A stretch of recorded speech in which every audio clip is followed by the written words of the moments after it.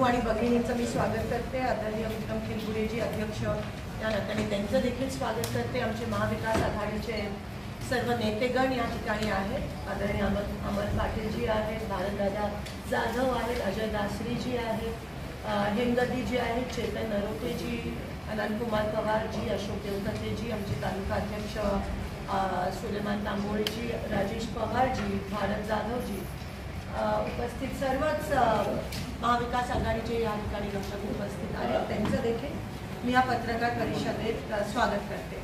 प्रशांत साळेजी, मंगळवेढ्याचे देखील तालुका अध्यक्ष या ठिकाणी उपस्थित आहेत। मी आपला फारसा वेळ घेणार नाही, काही ठराविक 4-5 मुद्दे आहेत। पहिले प्रथम तर आम्ही 1 तारखेला येणाऱ्या 1 तारखेला मंगळवारी आम्ही खूप मोठा भव्य दिव्य असा संग्राम मोर्चा सोलापूर जिल्ह्यात शेतकऱ्यांच्या हितासाठी आम्ही काढत आहोत। या फसव्या सरकारने शेतकऱ्यांसाठी काही केलं नाही। मागच्या 3 वर्षात या सरकारने मोठ्या मोठ्या घोषणा केल्या, गाजर दाखवण्याचा प्रयत्न केला, पण अस्तित्वात या सरकारने शेतकऱ्यांसाठी काहीही केलं नाही। आता निवडणुकीच्या तोंडावर लाडकी बहीण योजना आणली आणि मी आधीपासून म्हणत होती की आधी घालून देत होते, आता वरून देत आहे। ही एक प्रकारची एक प्रकारची ब्राईब झाली आणि महिला खूप हुशार आहेत, त्यांना माहिती आहे। मागच्या इलेक्शनमध्ये पण आपल्या लोकसभेच्या दिसून आलं।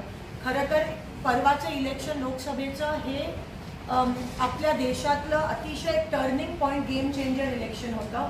कारण का लोकशाही टिकली, लोकांनी लोकशाही टिकवली, लोकांनी संविधानाचा मान ठेवला। बीजेपीने सामदाम दंड वापरून सुद्धा लोकांनी लोकशाहीला मतदान केलं, त्या विरोधात, प्रवाहाच्या विरोधात जाऊन मतदान केलं आणि त्याचं महाराष्ट्रात तुम्हाला त्याचे नतीजे त्या ठिकाणी दिसले।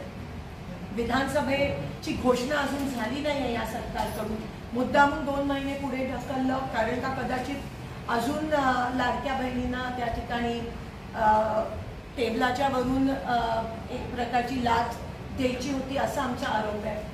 दुसरी सर्वात महत्त्वाची गोष्ट जी ह्या सरकारकडून सोलापुरात करण्यात आली, एअरपोर्टचं उद्घाटन। आता आपल्याला सगळ्यांना माहिती आहे की आपल्या सोलापुरात, आपल्या समोर मी एक संक्षिप्त सोलापूर एअरपोर्टचा इतिहास त्या ठिकाणी मांडला आहे की आपल्या इथे एअरपोर्ट किती वर्षापासून आहे, किती मोठी विमानं या ठिकाणी लँड झाली आहेत, कधीही कोणत्याही प्रकारचा अडथळा नसताना विमानं लँड झालेत, असताना लँड झाले। तो अडथळा काढल्यावर पण या ठिकाणी पंतप्रधानांचं स्वतः, आणि तुम्हाला माहिती आहे जेव्हा पंतप्रधान येतात तेव्हा ते एमरल विमानातून येतात। जेव्हा सुशील कुमार शिंदे साहेबांचा वाढदिवस होता 75वा, तेव्हा आम्ही 29 विमानं या ठिकाणी लँड केलेली। पंतप्रधान प्रेसिडेंटचं पण विमान या ठिकाणी लँड झालं। स्वतः गृहमंत्री असताना त्यांचं फॅल्कन किंवा एमरल जे ATR एवढं असतं, आपल्या इथे ATR पण लँड होत होते।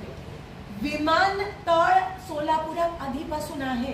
तुम्ही किती फसवणार आहात सोलापूरकरांना? आम्ही विमानतळ नाही, आम्ही विमान सेवेची मागणी करतोय।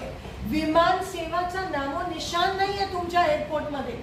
विमानतळ एअरपोर्टचं उद्घाटन परवा घेतलेलं आता रद्द करून दिल्ली 2 मिनिटाचं, अहो तुम्ही अजून किती फसवणार? एअरपोर्ट आमचं आहे, आमची रनवेची स्ट्रिप पण, त्याची साईज पण वाढवण्यात आली, लँडिंग होते मोठ्या मोठ्या विमानांचं, आणि आज तुम्ही लोकांना सांगता की एअरपोर्टचं उद्घाटन होतं। म्हणजे नेमकं काय चाललंय तुमच्या इथे? पण ऐन इलेक्शनच्या तोंडावर तुम्ही एअरपोर्टचं उद्घाटन करताय। विमान सेवा कधी सुरू करणार? आणि मग मागचे 3 वर्ष काय करत होता तुम्ही? तुम्हाला खरंच एअरपोर्टचं उद्घाटन घ्यायचं होतं तर आता ऐन इलेक्शनच्या तोंडावरच का? जे एअरपोर्ट ऑलरेडी आहे त्याचंच पुन्हा एकदा तुम्ही उद्घाटन घेणं म्हणजे किती आपली दिशाभूल करताय, किती आपल्या जनतेला फसवताय। ह्या फसव्या सरकारची आपल्याला रणनीती कळते। या ठिकाणी संक्षिप्त मी तुम्हाला वाचून दाखवत नाही कारण का वेळ जाईल, पण सगळं या ठिकाणी लिहिलंय की किंगफिशर रेड कसं 2009ला सुरू होतं, टेक ऑफ लँडिंग व्हायचे, त्यानंतर 75वा वाढ एमरल आणि फॅल्कन आपण लँड केले। DGCAने कितींदा परमिशन दिली लँडिंगसाठी, आणि विनोदाचा भाग म्हणजे परवाचं उद्घाटन संध्याकाळी 7 वाजता होतं। आपल्या इथे नाईट लँडिंग पण नाही आणि उद्घाटन तुम्ही 7 वाजता संध्याकाळी घेता, म्हणजे किती चेष्टा की शेवटी लोकांचा तुम्ही धज्जा उडवताय आणि लोकांना तुम्ही फसवताय। आम्ही काही अधिकाऱ्यांशी बोलतो, ते अधिकारी म्हणाले मॅडम अजूनही एअरलाईन, एअर सेवा, विमान सेवा कधी सुरू होणार आहे अजूनही आम्हाला त्याचा अतापत्ता नाही आहे. कोणाशीही बोलणं झालं नाही आहे. ना स्टार अलायन्सशी झालं, ना इंडिगोशी झालं. कोणत्याही छोट्या जे ATR सर्व्हिसेस असतात त्यांच्याशी बोलणं झालं नाही आहे. त्या उलट आमचं बोलणं सुरू आहे, पण आम्ही त्याचा जोपर्यंत ग्रीन सिग्नल येत नाही तोपर्यंत आम्ही तुमच्या समोर त्या गोष्टी आणणार नाही आहोत. पण ह्यांचं खोटं तुमच्या समोर आणणं हे गरजेचं वाटलं.